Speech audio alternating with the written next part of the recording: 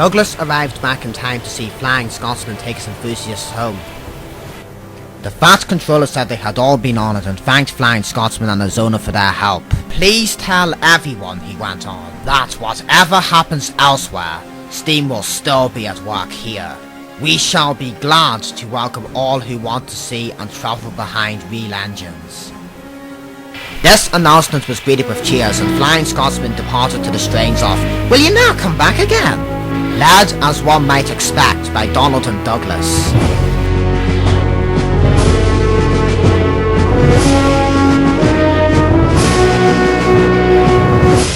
At last Douglas could tell his news. They were all excited about it and agreed that something must be done for Oliver. "I'm feared," said Donald. "Some murdering diesel may creep in, and him there alone, lacking steam even to whistle for help." "You're right," said James. "He won't be safe till the Fat Controller knows." "Douglas should tell him at once," said Gordon firmly. "Is it me speak to the Fat Controller? It's forward he'd think me, maybe interfering." "Well, here he is," said a cheerful voice. "Now, what's this all about?" Duck broke the awkward silence. "Beg pardon, sir, but we do need another engine." "I agree, Duck. That is why I am giving 7101 another chance." Their faces showed such dismay that the Fat Controller had difficulty with his own. "But sir," ventured Gordon at last, "we had hoped for a real engine." "They," said the Fat Controller gravely, "are rare, and unless one escapes, there's little hope." "But sir," burst out Donald, "one has!" "And thanks to Douglas, is now at our works," announced the Fat Controller. "Sir," gasped Douglas, "is there anything you don't know?" "More than you think," he laughed.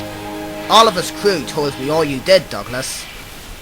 "Look, sir, you can now see a Broadway engine and him in trouble and now do a wheels turn." "More than a wheels turn, I fancy. Douglas, I'm pleased with you. Oliver, Isabel and Toad will soon be ours. Oliver and Isabel are just what we need for Duck's branch line." Loud cheers greeted this announcement. "And Toad wants to be your brake van, Douglas." "Thank you, sir. I'd hoped for that. He and I'll do brawly together." That, of course, made everything right. Harry spoke a good word for 7101 and the others gave him a welcome.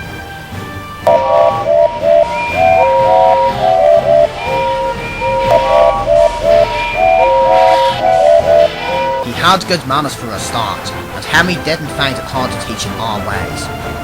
He finds them different from those of the other railway, but much more interesting. He is now quite a useful engine. They teased him at first because of his growls. They said he was like a bear. He still growls, not because he is cross, but because he can't help it. His name Bear has stuck. He likes it. "It's nicer than just a number," he says. "Having a name means that you really belong." The Fat Controller soon had Oliver, Isabel and Toad mounted and painted in full Great Western colours. Then he rescued 3 more Western auto coaches. 2 Alice and Mirabelle he gave to Duck. The third, Dulcie, joined Oliver and Isabel.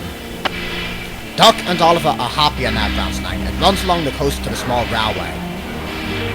"We reopened branches," they boast. They are very proud of this indeed.